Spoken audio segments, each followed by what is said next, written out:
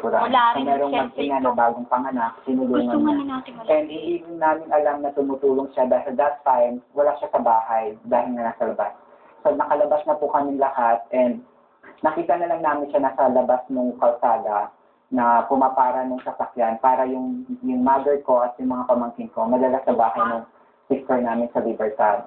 And namukat na lang kami na wala na siya dahil bumalik po pala din sa bahay namin. Memory po lang sila. Hanggang bewang or hanggang dibdib na yung tubig. And nung palabas na siya ng bahay, doon po siya nagalit. Kasi that time, hindi nag-cut ng power yung Meralco.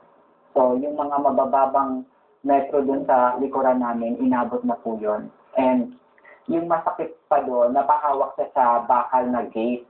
So, we waited for 2 to 3 hours bago namin nakuha yung katawan ng brother namin. That day din. But yung Mandaluyong naman, hindi siya talaga binabaha eh. Yung kay Ondo lang talaga na naging ganun yung pangyayari. At kailan ka pumunta naman sa opisina ng Red Cross para maging bahagi ng Red Cross at ng Red Cross? Pinasikaso ko lang po yung wake ng brother ko nung the whole day of Sunday. Then Monday morning, kanila, Mayor Ilaga na po ako, nag-area kami sa Inta at saka sa Taytay. So, yun po. That time, I feel blessed kasi nung dumadaan kami sa may journey, makikita mo yung mga bangkay doon na inaakyat, tapos floated, yung mga tao nagtatakip ng ilong. So, sabi ko, we're still lucky dahil yung kapatid namin hindi binangay ng tubig. Oo. Mayor Ilagan, ilan lang doon sa mga namatay ay galing sa Cainta? Officially, 15. 15. At saan sila lugar? At bakit sila nakamatay? Most of them are from, were from Maric, isang subdivision in Barangay Santo Domingo. Namatay sila because of drowning. They preferred to stay inside their houses. That's one. Yung iba naman, they took their chance lang na talagang gusto nila makaalis doon sa lakas ng alon. So, meron kaming nakuha mga taga-Antipolo. No? And then, of course, yung mga kalapit na lugar. So, all in all, 15 officially was submitted by so it would have been electrocuted. Okay. So, nakikita naman po na nakakarating sa PNRC sa Rizal Chapter. Paano nyo nabubuo yung inyong team para mag-responde sa mga tawag ng kung ano-ano man yan, rescue man yan, o magbigyan sila ng mga kagamitan? When we have this Project 143, wherein yung bawat barangay, dapat merong isang leader at 43 na members. So yung mga tao sa community, pinipray namin kung ano yung gagawin nila kapag merong sakuna, especially yung pagre-report. Kaya yung nangyari po noon, dagsarin yung mga text sa amin. Even me nung time na yun, maraming text na baka na dito sa amin, ganyan. So, dahil sa mga text ng volunteers namin, nakikita namin kung ano yung pangangailangan nila. So, ito happen na nga talagang baka yung part ng Cainta noon. Kaya yung assessment team from the Rizal chapter, nakarating na ng kabilang part nung Genis River or ng floodway nung Lunes na. But yung mga volunteers namin sa barangay, updated naman kami kasi nagte-text sila sa amin.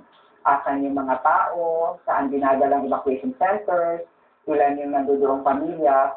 So kahit wala pa po kami doon, alam namin kung anong response na dapat ibigay namin sa kanila. So anong response na immediately na ibigay nyo nung nalaman nyo itong mga detalye na ito from your volunteers on the ground?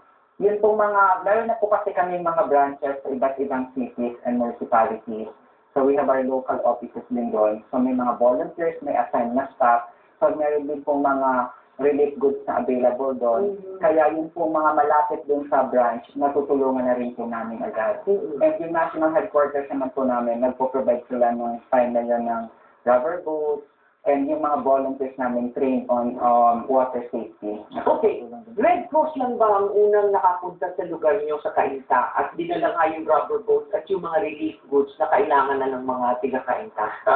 Yes, Red Cross is one of the organizations, but the saddest thing kasi, like for example, the members of the Municipal Disaster Coordinating Council and the PDCC, the Barangay Disaster, they themselves were the victims of the high water. Yung tubig baha, kaya hindi rin sila makaalis sa bahay, no?